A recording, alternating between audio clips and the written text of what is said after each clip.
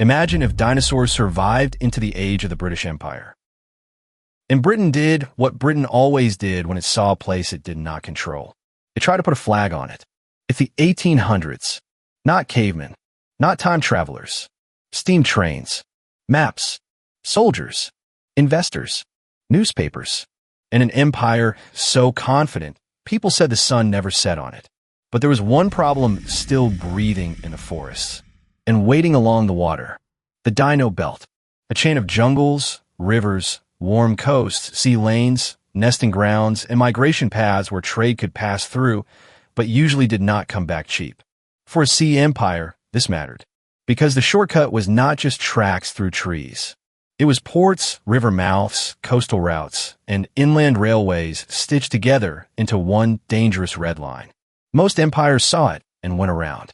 Britain saw the same red zone and thought, shortcut, 6 weeks around, 9 days through, faster goods, faster soldiers, faster control, because that is how empire thinking works. A village asks, how do we survive this place? An empire asks, how do we own it? Local people warn them about seasons, nesting grounds, river bends, migration paths, and places where even birds stop making noise. Britain heard all of that and translated it into one word, superstition. So the plan went ahead. A trade corridor straight through dinosaur country.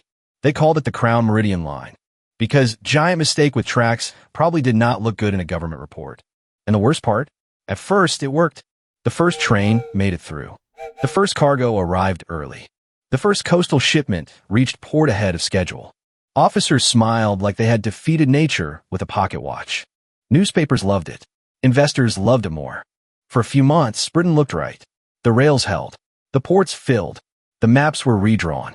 And the Dino Belt started looking like another British success story. Then Britain noticed something else. The Dino Belt was not just a shortcut. It was a market.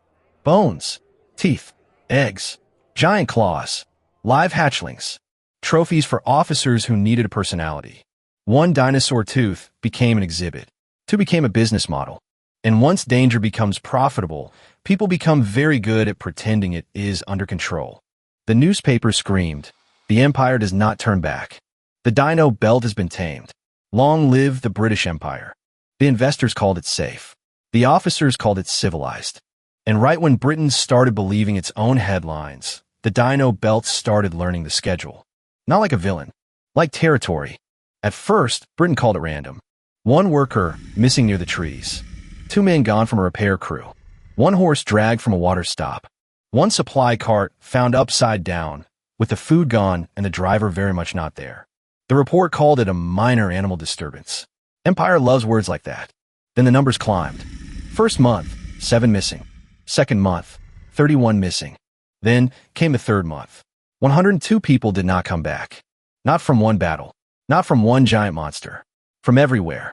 Track workers, boat crews, night guards, bridge inspectors, telegraph repairmen, supply wagon drivers. A whole crew that left before sunrise and became a sentence in a report. That was when the Crown Meridian Line stopped sounding like a shortcut. It started sounding like a monthly casualty report with better handwriting. But the empire never ran out of men. There was always another crew, another contract, another man who needed the wage more than he feared the trees. And the worst part was this, the attacks were not random anymore. The morning train left at the same time, every day. Same whistle, same vibration, same route, same mistake. To Britain, that was discipline. To the raptors in the grass, it was a signal. To the big-jawed hunters near the trees, it was routine. They did not need to understand empire. They only needed to understand one thing. Food arrived with noise. So the attacks changed. Not bigger at first. Smarter. Horses vanished at water stops. Telegraph lines were torn down. Bridge workers refused to cross after sunset. And the men sent to fix the broken things started becoming the next things missing. Britain had rifles, cannons, soldiers, ships, weapons for battles. But the Dino Belt did not give them a battle. It gave them a system failure. You could shoot one raptor near the track. You could not shoot migration season. You could not shoot a pattern. You could not shoot workers into feeling safe. The British Empire could win a fight. It could not run a timetable through a food chain. And not every disaster had teeth. The railway fences cut across old migration paths. When the horned herds came through, they did not see British engineering. They saw a wall where there had never been a wall. So they turned into farms, into camps, into stations. Long-necked giants broke water towers by accident. Armored backs flattened fences without noticing. A panicked herd could do more damage than a planned attack. And this is where Britain's arrogance became expensive, because the people who understood the Dino Belt had already been ignored. Now their warnings came late. Their answers became vague. Their help became harder to find. Nobody had to declare war. They simply stopped lending Britain the knowledge it had mocked. Britain still had the map. It had lost the people who knew what the map was hiding. So Britain added more control, more fences, more soldiers, more patrols, more hunting parties, more trains. Every fix created a new problem. The fences protected the track, then redirected herds into farms. The soldiers protected the stations, but soldiers needed food. Food needed wagons. Wagons needed horses. And horses were basically dinosaur snacks with legs. The hunting parties shot one giant hunter. The newspapers loved it. The jungle did not care, because removing one hunter did not remove the food chain. It only rearranged it. Scavengers came first.